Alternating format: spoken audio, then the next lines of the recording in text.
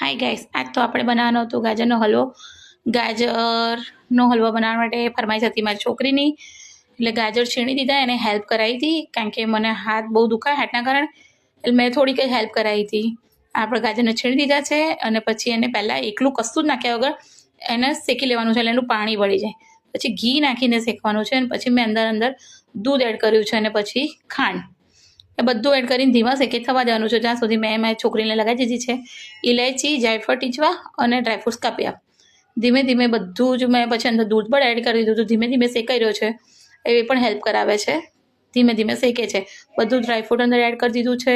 ઇલાયચી અને જાયફળ નાખવાથી ટેસ્ટ બહુ સરસ આવે છે. ઇલાયચી તો બધા નાખતા જ હશે, પણ જાયફળ નાખવાથી બહુ ટેસ્ટ. ધીમે ધીમે શેકી રહ્યા છે જ્યાં સુધી મેં એને કીધું છે ઘી ઉપર ના આવે ત્યાં સુધી તું ધીરે ધીરે શેક. એ અમારે તો 2 ગેસ છે, એક ઉપર અને નીચે. હું ઉપર બીજું મારું કામ કરું છું. એને હલવો શેકીને એને રેડી કરી દીધો છે. હું જોતી રહેતી હતી. મસ્ત હલવો બનીને તૈયાર છે. અને બીજું બનાવવાનું હતું દૂધીના મૂઠિયા, એ પણ એની જ ફરમાઈશ હતી, મમ્મી દૂધીના મૂઠિયા બનાય. દૂધીના મૂઠિયામાં મેં લોટવાનું બધું કર્યું, લીલા મરચાં નાખ્યા હતા પણ થોડા મને તીખા ઓછા લાગતા હતા, એટલે પછી મેં ઉપરથી લાલ મરચું પર થોડું નાખીને ધીમે ધીમે ગેસે શેકી લીધા છે. મસ્ત આપણે બરાબર શેકી લઈશું એક સરખા, પછી આપણા મૂઠિયા બનીને રેડી થઈ જશે. જોઈ શકો છો આપણા મૂઠિયા બનીને રેડી થઈ ગયા છે. ઉપર મેં ધાણા નાખી દીધા છે.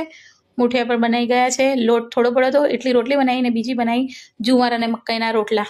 નતા ફાવતા, હવે શીખી ગઈ છે, સરસ આવડે છે. હસબન્ડને તો બહુ ભાવે છે, તો કે મને રોજ રોટલી ઘઉંની ના આપ, આ જ રોટલા આપ તો હું રોજ આ ખાઈશ. ધીમે ધીમે આપણે